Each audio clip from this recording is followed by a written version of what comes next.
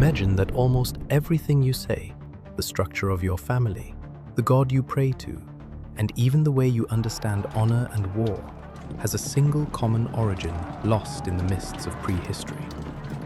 It is no coincidence that a Spanish speaker, an inhabitant of India, and a Scandinavian share deep linguistic and mythological roots.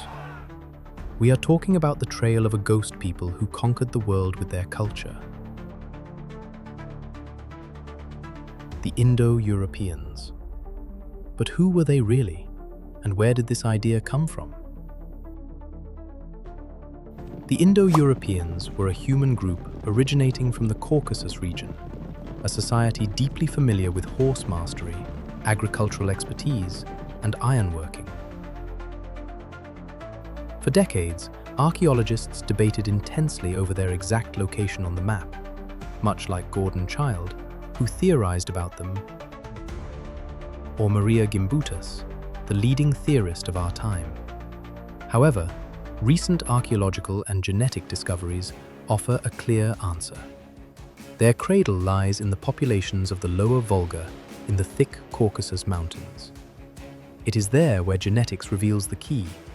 That population brings together the entire Indo-European genetic spectrum, including the enigmatic Anatolian groups who had not been genetically identified with any previous culture, such as the Yamnaya, who were long considered one of the original Proto-Indo-European groups.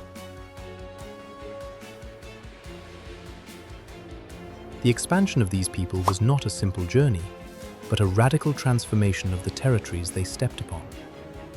As the Indo-Europeans migrated, they brought with them a technological and social revolution.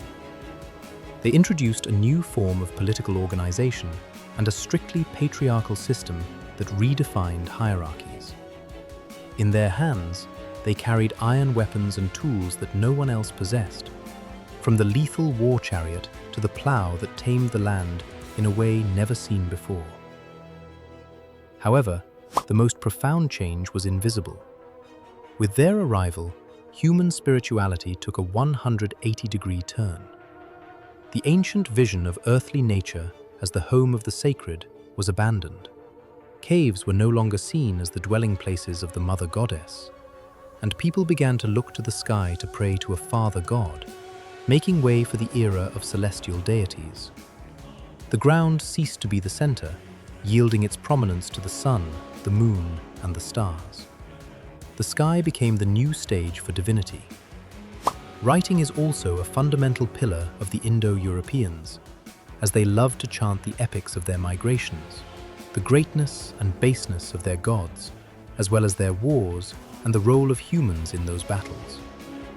We owe a large part of many texts and the tradition of bequeathing deeds to posterity through writing to them.